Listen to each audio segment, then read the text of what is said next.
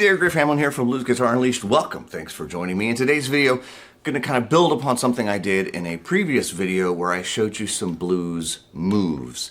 Now, to me, again, the difference between a move and a lick is a move is very short, right? These are the kinds of things that are very easy to remember. They're things that will appear in lots of different licks throughout your playing career. Licks tend to be a little bit longer. They tend to take a little bit more memorization. But if you create a lick that is nothing more than a series of moves that you already do quite easily and quite comfortably, you'll find that the lick is not that hard to remember either. Let me show you what I mean. The first move that I showed you was that, right? And an octave lower. So, right, a pretty straightforward idea. The second move that I showed you, again, a very simple move, either in box 2 or box 1. Now, does that mean I couldn't put that in other boxes? I'm sure I could. Box 4, for example.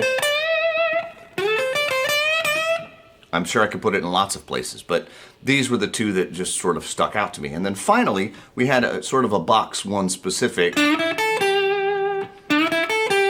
I don't know that that would fall comfortably in any other box. And that's fine. There's really nothing wrong with that. So let's take that third part, and let's say I wanted to just combine the third part with the first one. So you may remember that what was important about each of these moves is what part of the beat they start on. So I'm starting the third part, or the third move, right on the downbeat of beat 2, just like it does, and the first move starts at the end of the beat. So I just tacked the two together. Now if I play this, it sounds like 1, 2, and 3, and 4, and again, 1, and 2, and 3, and 4, and that's literally just taking those two moves and tacking them together.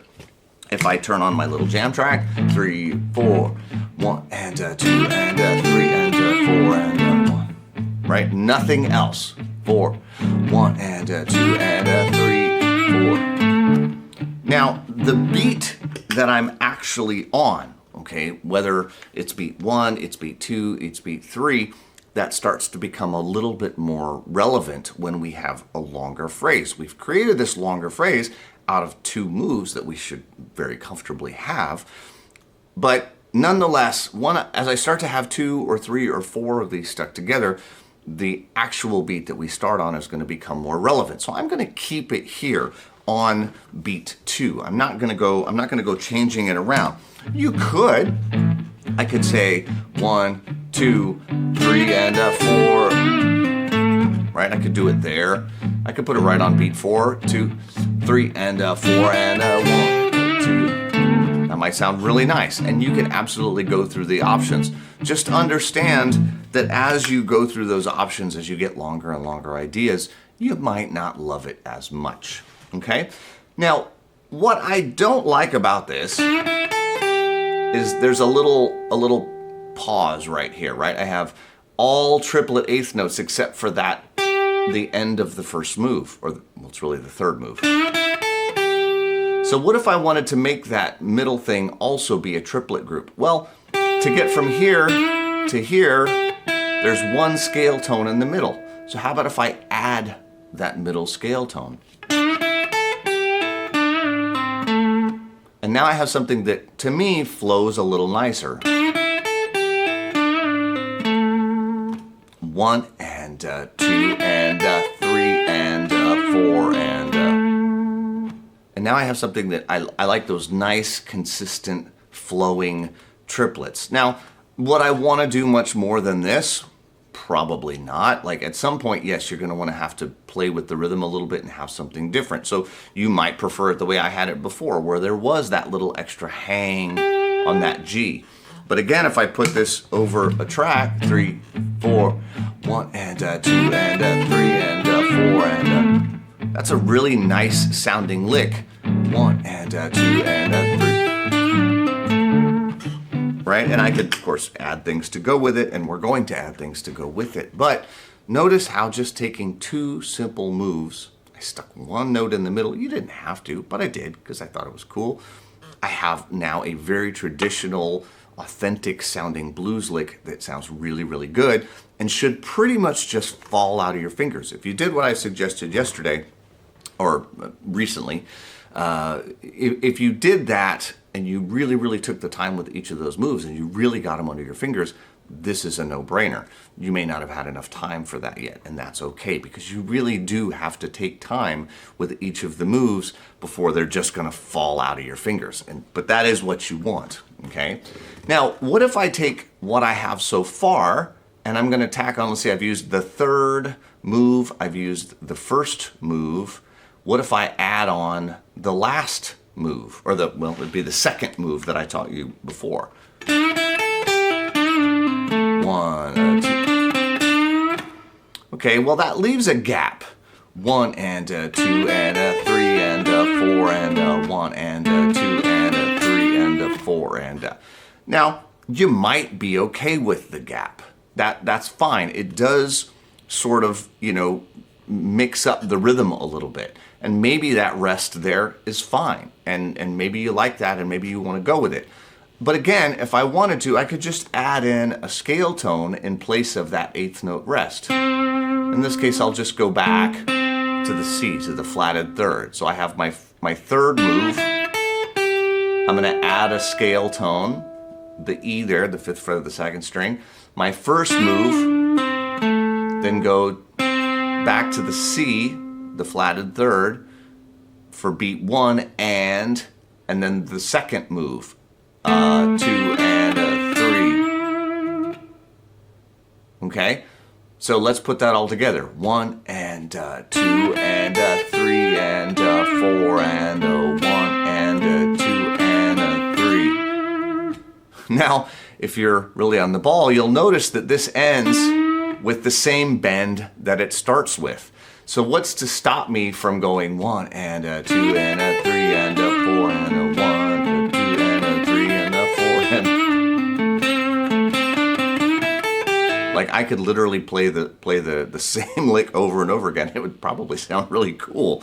But I could mess it up in other ways, in different ways.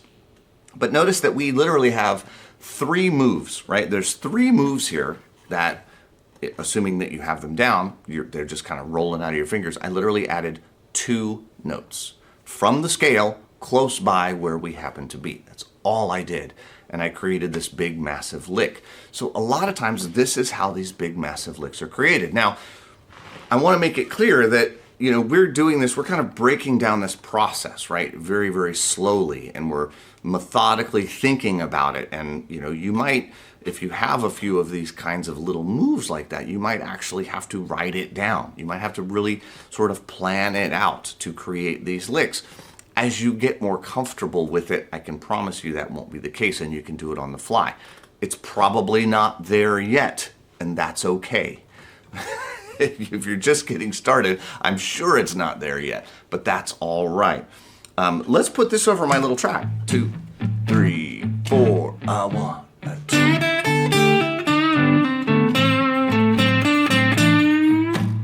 One and 2 and 3 and 4 and 1 and 2 and 3 and 4 and 1. 4, 1, 2.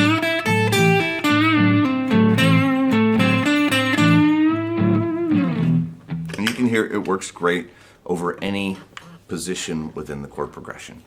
Anything from the minor blues scale is going to work fine anywhere. Now, could I put this on other beats? Maybe, but that's kind of a lot of work at this point. With such a long lick, I'm probably just going to play it exactly where it is. Maybe not all the time, but most of the time, okay? Again, as the licks get longer, it gets more complicated. The likelihood of all of the notes working out just right becomes less and less and less. So as the licks get longer, I tend to just leave them where they are, okay? So hopefully this video and the one that came before it, I hope you got a chance to see that, kind of puts some of this lick. A lot of people complain about, I can't remember licks or have a hard time coming up with licks.